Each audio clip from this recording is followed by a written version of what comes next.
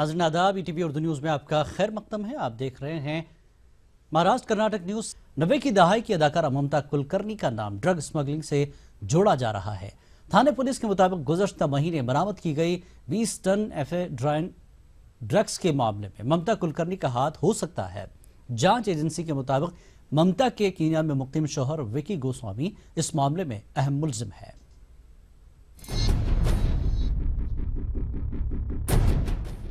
बॉलीवुड की मशहूर अदाकारा ममता कुलकर्णी के ड्रग्स स्मगलिंग मामले में शामिल होने की बात सामने आ रही है।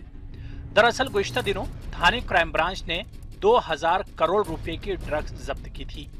इस सिलसिले में तफ्तीश के दौरान इंटरनेशनल ड्रग्स माफिया के शामिल होने का इंकिशाफ हुआ है, जिसमें ममता कुलकर्णी के शौहर विकी गोस्वामी का रोल अहम बताया जा रहा है। पुलिस को शक है कि विकी गोस्वामी ड्रग्स सप्लाई के लिए ममता का बैंक अकाउंट इस्तेमाल करता था। पुलिस ने अमेरिकी ड्रग्स इन्फोर्स एजेंसी के साथ इस सिलसिले में कुछ अहम मालूमात भी शेयर किए हैं, जिसमें हिंदुस्तान से विकी गोस्वामी को बड़े पैमाने पर ड्रग्स सप्लाई किए जाने का खुलासा हुआ है।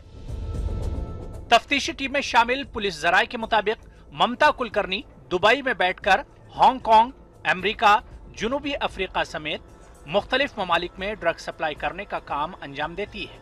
पुलिस को शक है कि खुसूसन हिंदुस्तान में ड्रग्स की लेन देन के मामले के लिए ममता कुलकर्णी के बैंक अकाउंट्स का इस्तेमाल किया गया है। पुलिस गोस्वामी के खिलाफ जल्द ही रेड कॉर्नर नोटिस जारी कर सकती है। साथ ही इस मामले में ममता कुलकर्णी के रोल पर भी पर्दा उठाएगी। मुंबई से ईटीवी के लिए फैजान खान की रिपोर्ट। 2006 मालेगांव बम धमाके में बेकसूर नौजवानों की रिहाई पर कुल जमाती तंजीम की जानिब से जुमे को यौम तशक्कुर मनाया जाएगा। इस सिलसिले में तमाम मसाजिद में खुसूसी दुआओं का एहतमाम करके अल्लाह तबारक व तआला का शुक्र अदा किया जाएगा। साथ ही तंजीम ने 6 मई को जलसे इजहार तशक्कुर मुनक्किद करने का भी ऐलान किया है। ये जलसा मालेगांव शहर की ATT स्कूल में मुनक्किद किया जाएगा।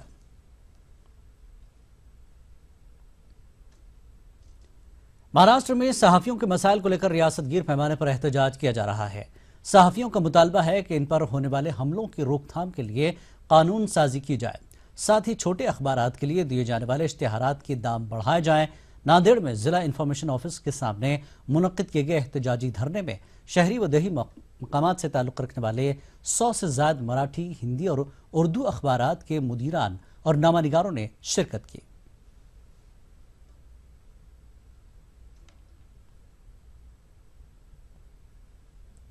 खबरों का सिलसिला जारी रहेगा एक ब्रेक के बाद।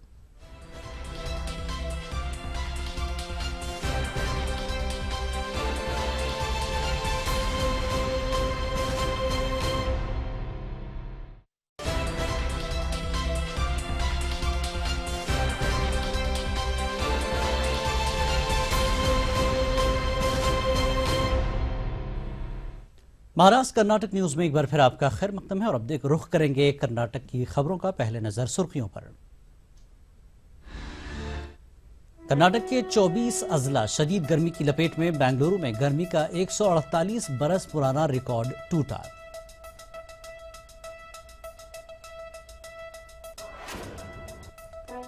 नन्ही नीलांजना की आवाज का जादू। गोल्डन वॉइसेस ऑफ अमेरिका में की जीत दर्ज।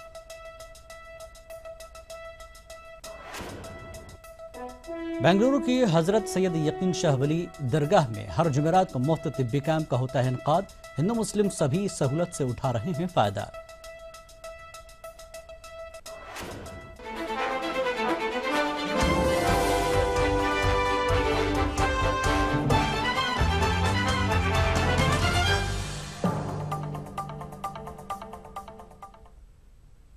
खबरें तफसील से। रियासत कर्नाटक इन दिनों पूरी तरह से गर्मी की लपेट में है। शिमाली कर्नाटक तो पहले से ही झुलस रहा है, लेकिन अब महकमे मौसमियात ने जुनूब अजला के भी वार्निंग जारी कर दी है। शहर गुलिस्तान कहे जाने वाला शहर बेंगलुरु में भी 148 बरसों के बाद दर्जे हरारत 40 डिग्री सेल्सियस के आसपास रिकॉर्ड किया गया है। गर्म कहे जाने वाले इलाकों में गर्मी होना तो आम बात है, लेकिन अगर निस्बतन ठंडे इलाके कहे जाने वाले इलाकों में भी गर्मी अपना असर दिखाना शुरू करे तो फिर क्या कहेंगे। पूरा कर्नाटक इन दिनों गर्मी की मार झेल रहा है। शुमाली कर्नाटक तो वैसे भी सूरज की कहर का आदी है, लेकिन जनूबी कर्नाटक भी इन दिनों सूरज की जद में है। इंडियन मेट्रोलॉजिकल डिपार्टमेंट ने जनूबी कर्नाटक के अजला के लिए ऑरेंज अलर्ट जारी किया है, जिसका मतलब आवाम को मामूल के दर्जे हरारत से 4 या 5 डिग्री सेल्सियस ज्यादा दर्जे हरारत बर्दाश्त करने के लिए तैयार रहना होगा। महकमा मौसमियात के मुताबिक शुमाल मशरकी रियासतों जैसे मगरबी बंगाल और उड़ीसा से चलने वाली गर्म हवाओं से जनूबी कर्नाटक के दर्जा हरारत में इजाफा हो रहा है। Karnataka state drought monitoring cell के मुताबिक हैदराबाद कर्नाटक का शहर बेल्लारी इन दिनों कर्नाटक में दर्जा हरारत में सबसे ऊपर चल रहा है। बेल्लारी का दर्जा हरारत 45 डिग्री सेल्सियस से ज्यादा चल रहा है। महकमा मौसमियात के मुताबिक कर्नाटक के सिर्फ 6 अजला ऐसे हैं जिनका दर्जा हरारत फिलहाल 40 डिग्री सेल्सियस के नीचे चल रहा है। बाकी 24 अजला का दर्जा हरारत 40+ है। शुमाली कर्नाटक के शहर गर्मी से सबसे ज्यादा मुतासिर है। ETV news, Gulbarga. Karnataka BJP के सदर व साबिक वजीर आला BS येडियुरप्पा ने सिद्धरमैया हुकूमत को खुश्क साली से निपटने में मुकम्मल नाकाम करार दिया। येडियुरप्पा ने इल्जाम आयद किया कि खुश्क साली से निपटने के लिए न तो हुकूमत संजीदा है और न ही सरकारी मशीनरी। बीजेपी लीडर ने कहा कि वजीर आला मरकजी इमदाद का भी इस्तेमाल नहीं कर रहे हैं। 23 ಕೋಟಿ 23 ಲಕ್ಷ 723 ಕೋಟಿ 23 ಲಕ್ಷ ಈ 3-4 ದಿವಸದಿಂದ ಸ್ಯಾಂಕ್ಷನ್ ಮಾಡಿದ್ದಾರೆ.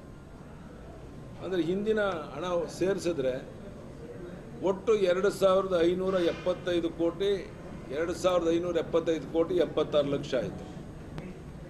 ಇದರಲ್ಲಿ ಒಂದು 708 ಕೋಟಿ ಇನ್ನೂ ರಾಜ್ಯದ ಮುಖ್ಯಮಂತ್ರಿಗಳು ಖರ್ಚು ಮಾಡಿಲ್ಲ. ಅಲ್ಲಿ ಇಲ್ಲಿ ಜಿಲ್ಲಾಧಿಕಾರಿಗಳ ಹತ್ರ ಒಂದು ಸ್ವಲ್ಪ ಹಣ ಇದೆ ಅಂತ ಹೇಳ್ತಾರೆ.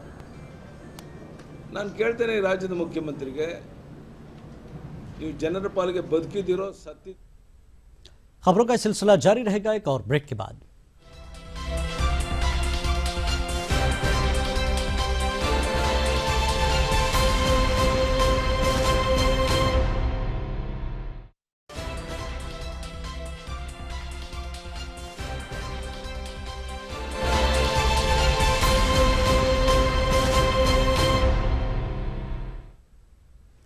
महाराष्ट्र कर्नाटक न्यूज में एक बार फिर आपका खैर मकदम है। कोपल जिला यलबुर्गा तालुका के बुनाल मालिकुप्पा यरेहंचनाल नामी देहातों के अवाम अब तक तालाब का पानी पीने के लिए इस्तेमाल कर रहे थे। रवां साल शदीद खुश्कसाली के सबब तालाब का पानी खुश्क हो गया है। लोग इन तालाबों में बचा हुआ आलूदा पानी पीने पर मजबूर हैं। मकामी रुकन असेंबली बसवराज रायारेड्डी ने अफसरों के साथ बेनाल देहात का दौरा किया और फौरन वहां टैंकर के जरिए साफ पीने का पानी फराहम करने की हिदायत दी।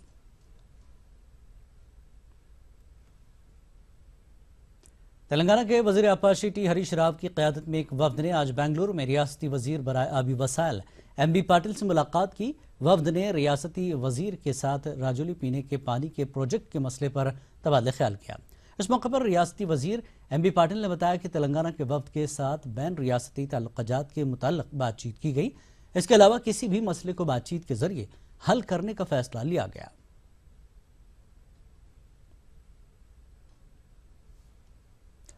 बेंगलुरु के रहने वाली नन्ही नीलांजना की आवाज का जादू 7 समुद्र पार लोगों के सर चढ़कर बोल रहा है।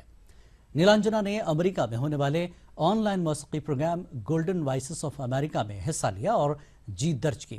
इस जीत के बाद जहां नीलांजना के हौसले बुलंद है, वहीं उनके उस्ताद और घर वालों की खुशी का ठिकाना नहीं है और वो नीलांजना को मुस्तकबिल में मौसीकी की दुनिया की ऊंचाइयों पर देखना चाहते हैं।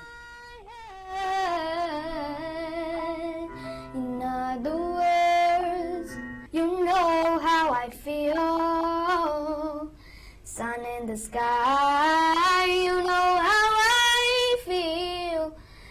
Breeze drifting on by, you know how I feel. It's a new dawn, it's a new day, it's a new life. Bengaluru के दारुस्सलाम हॉल में अफसानों के मजमुआ 5वीं सिमत का रस्म इजरा अमल में आया। मेरठ की चौधरी चरण सिंह यूनिवर्सिटी के शोबे उर्दू के सदर असलम जमशेदपुरी के हाथों इस किताब का इजरा हुआ। बेंगलुरु की मुसन्निफा सलमा सनम के अफसानों का ये तीसरा मजमुआ है। इस मौके पर असलम जमशेदपुरी ने उर्दू के बड़े अदीबों और शायरों के तई नाराजगी का इजहार किया।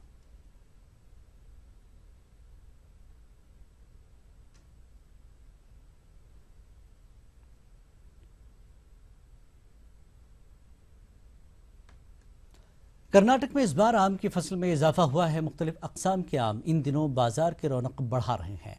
गुज़श्ता साल अल्फांसो की फसल खराब होने से कुछ ममालिक में इसके एक्सपोर्ट पर पाबंदी लग गई थी, लेकिन इस बार फसल अच्छी होने से उम्मीद की जा रही है कि इसके एक्सपोर्ट में इजाफा होगा। इससे ताजरों में भी खुशी देखी जा रही है।